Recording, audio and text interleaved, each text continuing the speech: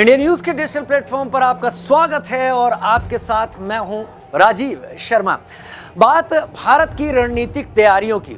अगल बगल जो हमारे सहयोगी हैं या सहयोगी से ज्यादा दुश्मन कहें, मतलब बॉर्डर पर एक तरफ पाकिस्तान दूसरी तरफ चीन बहुत कोशिश करते रहते हैं कि कुछ ना कुछ ऐसा करते रहें जिससे भारत उसमें इंगेज रहे। लेकिन भारत समय से आगे की तैयारी करना अब शुरू कर चुका है। वो दौर अलग था जब भारत सीमावर्ती इलाकों में स्ट्रक्चर इसलिए नहीं बनाता था कि पाकिस्तान की आर्मी अगर भारत में घुसे तो वो सीधे आगे तक आ जाए, उसे तकलीफ हो, या चीन अगर घुसे तो सीधे आगे तक आ जाए। लेकिन अब ऐसी बात नहीं है। अब हम इंफ्रास्ट्रक्चर भी बनाते हैं और फॉरवर्ड प्लानिंग के तहत भविष्य के हथियारों की बात भी करते हैं। भारत और रूस स्ट्रेटेजिक पार्टनर रहे हैं और बहुत सालों से रहे हैं।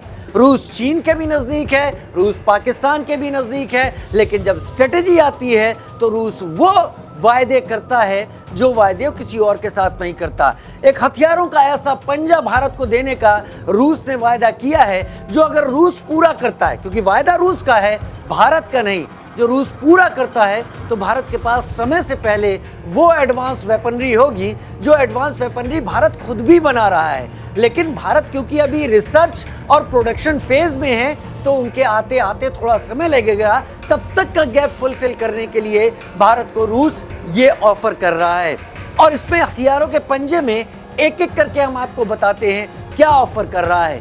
Su-57 वो फाइटर जेट जो 5th जनरेशन का फाइटर जेट है, जो स्टेल्थ तकनीक से लैस है। भारत भी एमका पर काम कर रहा है लेकिन वो 2035 तक आएगा, लिहाजा इस गैप के लिए भारत के पास ये होना चाहिए।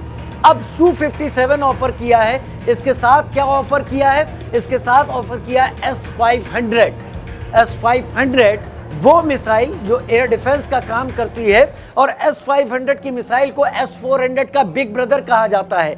भारत के पास S-400 की 3 बैटरीज हैं, 2 बैटरीज और आनी बाकी हैं, लेकिन S-500 मिलता है तो चीन के पास भी S-400 है, S-500 नहीं है। और S-500 को अगर बिग ब्रदर कहा जाता है तो क्या क्या कर सकता है?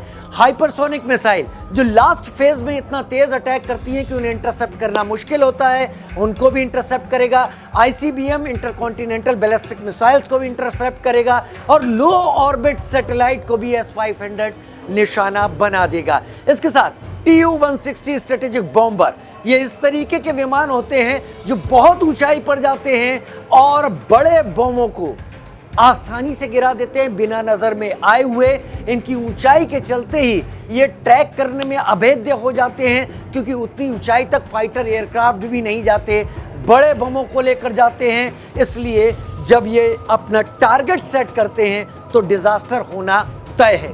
इसके साथ चौथी चीज है कैलिबर मिसाइल्स। जो कैलिबर मिसाइल्स भारत को देने की तैयारी कर रहा है, 2000 किलोमीटर की मार करने वाली कैलिबर मिसाइल हैं। ये कहां लगाई जाएंगी?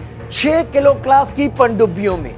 इन पनडुब्बियों को अपग्रेड करने की भी मदद रूस देगा और इन मिसाइलों को भी देगा, तो ये 6 किलो क्लास की पनडुब्बियां अपग्रेड होंगी।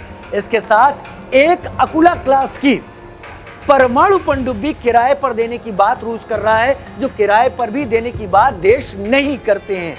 तो ये वो हथियारों का पंजा है जो रूस भारत को देने की बात कर रहा है। देने की बात तो अमेरिका भी कर रहा है, लेकिन अमेरिका कहां रुकता है? Technology transfer, source code. और रूस कह रहा है कि फाइटर जेट देगा, ये चीजें देगा तो टेक्नोलॉजी ट्रांसफर भी करेगा, सोर्स कोड भी देगा। सोर्स कोड क्या होता है? वो चाबी होती है जो मेरे पास अगर कोई मेरा बनाया हथियार है तो उसको मैं सोर्स कोड के जरिए अपने फाइटर जेट से इंटीग्रेट कर सकता हूं और मेरा फाइटर जेट उसको भी फायर कर सकता है। यानी ब्रह्मोस जो भारत के पास है, यानी स्टार मिसाइल जो भारत बना रहा है, यानी दूसरी लैंड अटैक क्रूज मिसाइल जो LRLACM बना रहा है, उनको इंटीग्रेट भारत कर पाएगा। तो ये पंजाब भारत के पास तकनीक के साथ आने वाला है और जब भारत के पास ये होगा तो 2035 के पहले जो भारत को चीजें नहीं मिल पाएंगी तब तक का गैप भारत पाट के रख देगा। ये जानकारी आपको कैसी लगी जरूर कमेंट सेक्शन में लिखकर बताइएगा। फिलहाल इस वीडियो में इतना ही। नमस्कार।